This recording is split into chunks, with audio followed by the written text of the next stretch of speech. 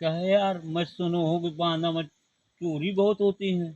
हाँ यार, महू सुनो बांदा चित्रकूट में चोरी बहुत होती है। तो अब नहीं, पहले हम देखत रहे वीडियो में, तो बड़ी वीडियो होती रही कि बांदा के दबंग हैं, बांदा के यह हैं। अब चोर नहीं पकड़े होते हैं यार उनके। यह बात तो सही है लेकिन लगा तो वहाँ के पुलिस तो कमजोर हुई आई है भाई। वो यार ऐसे कि बहुत चोरी होती है यार, एक से एक न्यूज़ें मिलती है मोबाइल में। मोबाइल में तो महुआ दिख रहा हूँ कि कहते एक दाई के हाथ पांव काट ली ने जब तो सुनो यार भाई। ओ, तो बांदा में पता नहीं लपड़ा इतना खराब बांदा। और यहाँ का जाते यहाँ भी राजापुर पहाड़ी यहाँ चोर बहुत हैं। वहाँ का मुँह लगता पुलिस कमजोर ही। कमजोर ही सारे हमारी एमपी में ही है, तो टाटा में लाठी भेड़ दें कहीं।